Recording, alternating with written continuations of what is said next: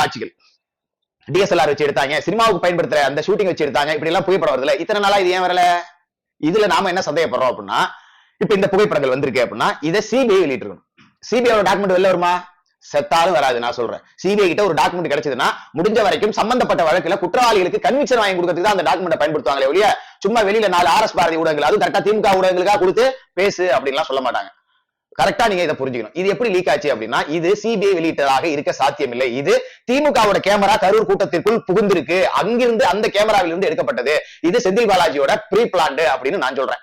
ஏன் அது எப்படி அவங்க கூட்டத்துல பறக்கும் அப்படின்னு நீங்க கேட்கலாம். அதாவது இப்ப கூட்டத்துல கேமரா அப்படின்னு பார்த்தாலே பெரிய கேமரா எல்லாம் எடுத்துட்டு போனா அந்த கட்சியினருக்கே தெரியாது. ஏன்னா அவங்க வந்து ஒரு இப்ப ஆதவர்ஜனா வந்து இந்த கூட்டத்துக்கு பொறுப்பாளர் அப்படின்னு வச்சுக்கோம்.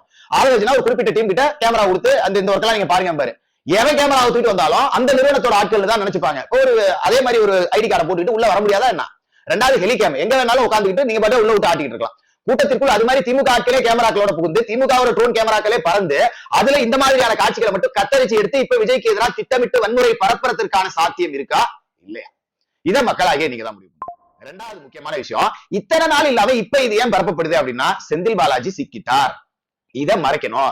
கடைசி நேரத்துல இந்த விஷயம் விஸ்வரூபம் எடுத்தா செந்தில் பாலாஜியை நம்பி நம்ம கொங்கையே கொடுத்திருக்கோம், மொத்த திமுகவுக்கும் சங்கே செந்தில் பாலாஜி தான் ஊதிடுவாரு. அதனால கொங்கு மட்டும் இல்ல, நம்ம குறவலையை கூட கிடைச்சிடும் செந்தில் பாலாஜியோட இந்த கேவலமான சேட்டைகள் அப்படிங்கிறது தான் திமுகவோட எண்ணம். அதனாலதான் குரங்கு பல்ட்டி அடிச்சு குரலி வித்த காமிச்சு எப்படியாவது செந்தில் பாலாஜியை காப்பாற்றணும் அப்படிங்கிறதுக்காக செந்தில் பாலாஜி சட்ட அதுக்கா இருக்கு. செந்தில் பாலாஜி ஒரு கரை படிந்தவர். அப்ப செந்தில் பாலாஜி சுத்தமானவரா காட்டணும்னா என்ன பண்ணணும்? செந்தில் பாலாஜி உடம்புல இருக்கிற கரையை விட அதிகமா விஜய் மேல அள்ளி பூசணும். அப்ப விஜய் அதிகபட்ச கரையோட சரிஞ்சா செந்தில் பாலாஜி கொஞ்சம் தூய்மையா தெரிவார். இதுக்காகத்தான் இவ்வளவு குரலி வித்தையும் காமிச்சிட்டு இருக்காங்க. நான் சொன்னது நடந்துறதுக்கான சாத்தியம் இருக்கா இல்லையா? ரெண்டாவது, வேலுசாமிபுரம் பகுதியில அந்த பள்ளத்துல கீழே விழுந்தாங்க பாத்தீங்களா, அங்க ஒரு பில்டிங் இருந்துச்சு வரிசையா, அந்த பானிபூரி கடை, இந்த ரசப்பூரி கடை எல்லாமே வரிசையா இருந்தது. அந்த பில்டிங் நீங்க பாத்திருப்பீங்க. கரூர் சம்பவத்துக்கு சிபிஐ கிட்ட ஒப்படைக்கப்பட்ட உடனேயே அந்த கட்டிடங்கள் எல்லாமே உடனே முன்னாடி இருக்கிற கூரையெல்லாம் பிரிச்சாங்க. அந்த கட்டடத்துக்கு வர்ணம் பூசக்கூடிய வேலைகள் எல்லாம் நடந்தது. சம்பவம் நடந்த இடத்துல எதுவுமே திருத்தப்படக்கூடாது அப்படிங்கிறப்ப ஏன் அந்த குறிப்பிட்ட அந்த பள்ளம் இருந்த பகுதியில ஒரு 10 பேருக்கு மேல இறந்த அந்த பகுதியில் இருக்கிற கட்டடத்தோட கூரைகள் பிரிக்கப்பட்டுச்சு?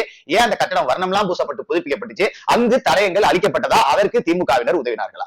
இவ்வளவு கேள்வி இதுல இருக்கு. இப்படி அறிவுபூர்வமா நாம கேட்க வேண்டிய எதையுமே கேட்காம இல்ல ஜனநாயகன் பட ஷூட்டிங் வந்து அங்க நடந்துச்சு. நான் ரொம்ப இன்னும் சிம்பிளா சொல்றேன். இப்ப முதல்வன் படம் பார்த்திருப்பீங்க, எவ்வளவு பெரிய கிரௌட் எல்லாம் கூட்டி இருப்பாங்க. உண்மையிலேயே ஜனநாயகன் ஷூட்டிங்ல இப்படி ஒரு காட்சி தேவை அப்படின்னா ப்ரொடியூசரால துணை நடிகர்கள் ஒரு 1000 பேரை வச்சு இப்படி ஒரு காட்சியை படமாக்குறதுக்கு முடியுமா? முடியாது. ரொம்ப சுலபம். இன்னைக்கு இருக்கிற தொழில்நுட்பம், ஏஐ தொழில்நுட்பத்தெல்லாம் சும்மா ஒரு கிரீன் மேட்டை போட்டு 10 பேரை நிப்பாட்டி அதையே 1 லட்சம் பேர் உள்ள கூட்டமா காட்ட முடியும். முடியுமா? முடியாதா?